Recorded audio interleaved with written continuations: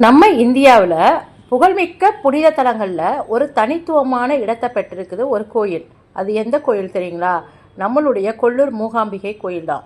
இது எங்கே இருக்குன்னு பார்த்தீங்கன்னா, கர்நாடக மாநிலம் உடுப்பி மாவட்டம் கொல்லூர் நகரில் மேற்கு தொடர்ச்சி மலையினுடைய அழகிய குடசாஸ்திரி மலை அடிவாரத்தில் சௌபார்ணிகா நதிக்கரையில் இந்த கோயில் இருக்குது. ஞானத்தினுடைய வடிவமாகவும் வேண்டுவோருக்கு அவங்களுடைய என்ன கஷ்டம் இருந்தாலும் உடனே தீர்த்து வைக்கக்கூடிய ஒரு கற்பக விருட்சகமாக இந்த மூகாம்பிகை அருள் புரிகிறாங்க. முற்காலத்தில் இந்த பகுதியை ஹம்காசுரன் அப்படிங்கிற ஒரு அரசன் அசுரன் ஆண்டு வந்திருக்கிறான். அவன் சிவபெருமானை நோக்கி ரொம்ப கடுமையான தவம் இருந்திருக்கான். அவனுடைய தவத்தினுடைய வீரியத்தை பார்த்து அஞ்சிய தேவர்கள் அன்னை பராசக்திகிட்ட போய் தஞ்சம் புகுறாங்க. அசுரன் வரம் பெற்றுவிட்டால் உலகமே அழிஞ்சு போயிடும் அப்படின்னு சொல்கிறவங்க அதை உணர்ந்த தேவி என்ன பண்ணுறாங்க, சிவபெருமான் கிட்ட வரம் கேட்கும் தருணத்தில் அவனது நூலை முடக்கி ஊமையாக்கினார், நாவை முடக்கி ஊமையாக்கினார். எனவே அவன் மூகாசுரன் அப்படிங்கிற ஒரு பேர் வாங்கிட்டான். மூகம் என்றால் ஊமை என்று பொருள். அசுரர்களுடைய குருவான சுக்கராச்சாரியனுடைய ஆசியினால் அவன் மீண்டும் பேசும் வரம் பெற்றான். வரம் கிடைக்காத கோபத்தில் முனிவர்களையும் தேவர்களையும் கொடுமைப்படுத்துகிறான். இதை பொறுக்க முடியாத பார்வதி தேவி மகா சக்தியாக உருவமெடுத்து மூகாசுரனை வதம் செய்கிறாங்க. மூகாசுரனை அழித்து உலகத்தை காத்ததுனால அன்னை மூகாம்பிகை அப்படின்னு சொல்லிட்டு பேர் வந்திருக்குது. இந்த தலம் கொல்லூர் மூகாம்பிகை தலம் என பிரசித்தி பெற்றது. இந்த கோயில் அமைஞ்சதற்கு மற்றொரு வரலாறும் சொல்கிறாங்க. ஆதிசங்கரர் கேரளத்தில் சரஸ்வதி தேவிக்கு கோயில் அமைக்க விரும்பினாரு. அதுக்காக அன்னை சரஸ்வதியை நோக்கி தவம் இருக்கிறாரு. அவருக்கு காட்சி அளித்த தேவி, உன் விருப்பத்தை நிறைவேற்றுகிறேன், ஆனால் கேரளம் போய் சேரும் வரை திரும்பி பார்க்கக்கூடாது, நீ திரும்பி பார்த்தால் அந்த இடத்திலே நான் சிலையாக அமர்ந்து விடுவேன் என்று நிபந்தனையும் சொல்லிக்கிறாங்க. அதனால ஆதிசங்கரன் முன்னே நடக்க கால் கொலுசு ஒலிக்க தேவி பின்னால் நடந்து வந்தார். ஒரு குறிப்பிட்ட இடத்தை அடைஞ்ச போது திடீரென அந்த கொலுசு ஒளி நின்றுச்சு. ஆதிசங்கர் ஆர்வ மிகுதியால் தனக்கு போட்ட கண்டிஷனை மாற சட்டுன்னு திரும்பி பார்க்குறாரு. உடனே அந்த இடத்துலையே அந்த அன்னை நிலை பெற்றுட்டாங்க. அந்த இடம் தான் கொல்லூர் அப்படின்னு சொல்கிறாங்க. தன் தவறை உணர்ந்து வருந்திய சங்கரனுடைய பக்திக்கு இறங்கிய தேவி, கேரளத்தின் சோட்டானிக்கரை அம்மன் கோயிலிலும் இங்கேயும் ஒரே நேரத்தில் இருந்து அருள் பாலிப்பேன் அப்படின்னு சொல்லி வாக்களிக்கிறாங்க.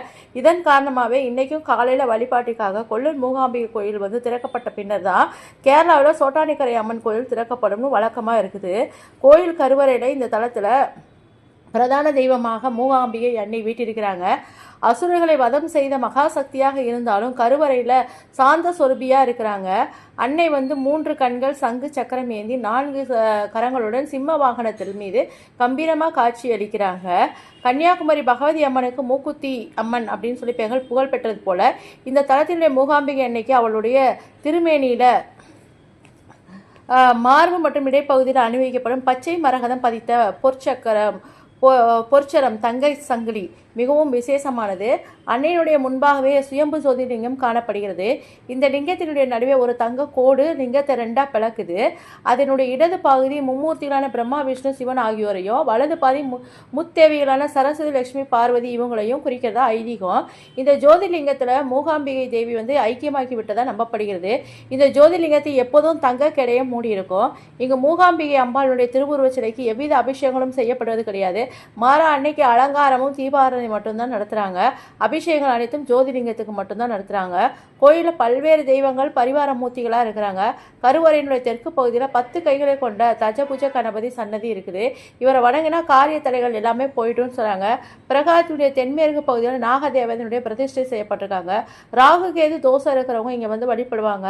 மேலும் வளாகத்தில் உள்ள அனுமன், வீரபத்திரேஸ்வரர், சுப்பிரமணியன், சிவபெருமான் ஆகியோருக்கு தனித்தனியாக சன்னதி இருக்குது. பரசுராமர் உருவாக்கிய 7 முத்தி தலங்களில் கொல்லூரும் ஒன்று. இந்த கோயிலை ஓடும் சௌபர்ணிகா நதி மூலிகையினுடைய வேர்களை தொட்டு வர்றதுனால அதில் நீராடினா தோல் நோய்கள்லாம் மன உளைச்சலையும் நீக்கிடும் அப்படின்னு சொல்கிறாங்க. அன்னை பராசக்தி ஒரே நாள்லேயே 3 வேளையும் காளி, லக்ஷ்மி, சரஸ்வதி ஆகிய 3 கோணங்களில் தரிசனம் தர்றது சிறப்பு. கோயில் பிரகாரத்துக்குள்ள தினமும் 3 வேளையிலும் அம்பாளுடைய உற்சவ மூர்த்தி மேலதாளம் கூட ஆலயத்தை நோக்கி சுற்றி வலம் வராங்க. இதற்கு சீவேலி அப்படின்னு பேர். இந்த தலத்துக்கு சிறப்பாக ஊர்வலத்தின் போது அந்தந்த காலத்திற்கு தேவியாகவே அம்பாள் பாவிக்கப்படுகிறார். காலை நேர சீவெளியின் போது காளியாகவும், மதிய நேர சீவெளியின் போது லட்சுமி தேவியாகவும், இரவு நேர சீவெளியின் போது சரஸ்வதி தேவியாகவும் வலம் வராங்க. இந்த சீவெளி உலா வரும் நேரத்தில் அம்பாளை தரிசித்தால் நம்மளுடைய இல்லங்களை குடும்பங்களையும் உள்ளங்களையும் அன்னை ஆசீர்வதிக்கிறாங்க அப்படிங்கிறது நம்பிக்கை.